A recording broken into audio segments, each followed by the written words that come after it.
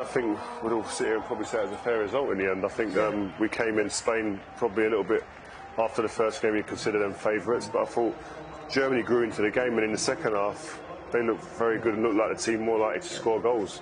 But Spain, for me, is still one of the standout, going to be one of the favourites to win this tournament. It's another example, Mauricio, of a team, great performance. Next game, not quite so easy. I know it's different opposition, but it's World Cups are tough. Yes, no, it's it's the World Cup, and it's not easy to keep some level, no, like Spain showed against Costa Rica. Germany is a great team, good player, tough opposition. And today I am a little bit worried about Spain because after the result of Costa Rica, I said, no, expectation was massive, but now some weakness, some. What are those weaknesses? Possibly in defence. I mean, Rodri's a great player. We've seen him as a holding player. But is he a central defender? They feel under pressure faces the game. I think when German go high to press and to force them, try to find solution in the build-up, and then it's some problems, some mistake and then in the second half it's true. German finish the game with better feeling stronger than Spain. We talked about the importance of substitutions before the game. Hansi Flick brought on Füllkrug and he turned it round. You could say Füllkrug had a champagne moment if you want. Yeah, I mean, he gave it a go, and surprisingly, he didn't bring in Havertz. Obviously, he was waiting for his moment. Made these changes. Changes had an impact. Also, Sané with the few touches he had, but they were decisive touches. Yeah. Tell us about him, a little bit about him, because obviously he's not a player that's been at the top for a free. He was in your version of the Championship not long ago, wasn't he? He is with Werder Bremen, and was promoted then. Did well in the second division, our Championship, and made it into the roster. Probably made it only into the roster because you get 26 players to go to the World Cup in this tournament. But he is a number 9 at least. You know, what he's doing is scoring goals, and that's he did that today, and this is a brilliant moment for the kid. It just shows you. Everyone else would have probably sitting here saying, Havertz, where's Havertz? We were even saying it in here. Why isn't he coming? This guy knows his squad. He knows what he needed. Two number 9s came on the pitch today. Mauricio alerted us in it and has changed the game. And he was the finish was devastating. He had more touches in the box in 20 minutes than Muller did in the whole 70. He had 3 shots, Muller didn't have any. It just turned around. He could be, Jürgen, he could be your Toto Schillaci. You never know. Yeah, come out of nowhere. It would be fantastic. Have a World Cup. We need a few ones now against Costa Rica, and obviously a little bit of help from Spain. But we are still in a tournament. Spain got that first goal. Morata. Great movement. The central back, like we were watching, it was Puyol here, no? Puyol. The quality was focus 95 minutes. Never lose the focus. When you are on the pitch and you are a central back, you need the first quality is be focused and concentrate. Because that was thinking what series we are going to watch tonight.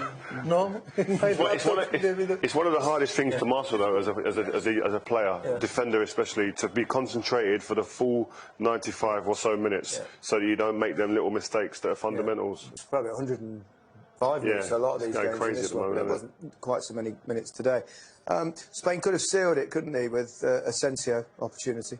Yeah, they could have sealed it. They had it. No, I've seen a lot of balls flying over the crossbar in this World Cup. I don't know whether I hope we're not going down that thing we had in, was it? 2010 South Africa. What was the ball called? Jambalani or something? A balloon, whatever it was. A balloon. The balloon, the balloon.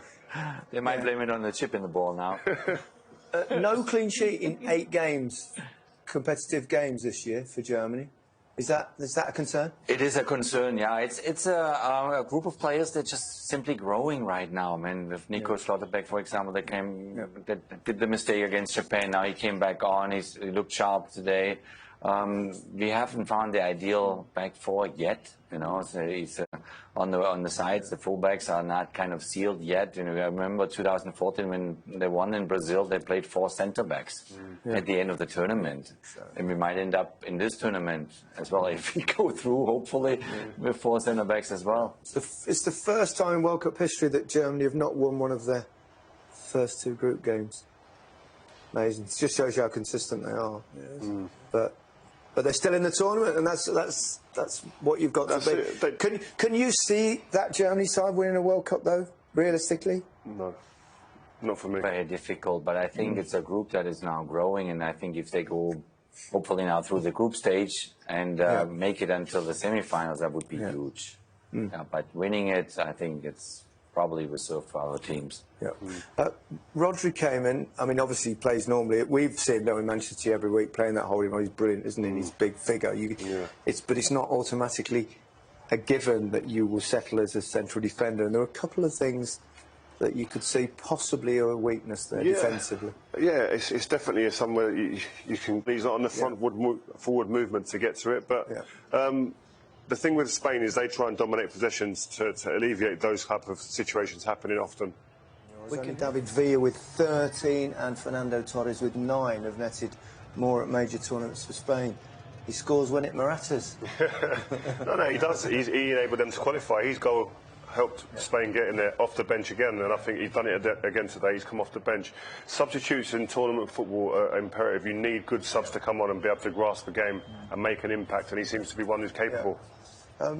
Musiala's a really exciting young player for Germany, no question about that. He had good opportunity to score, though, didn't he?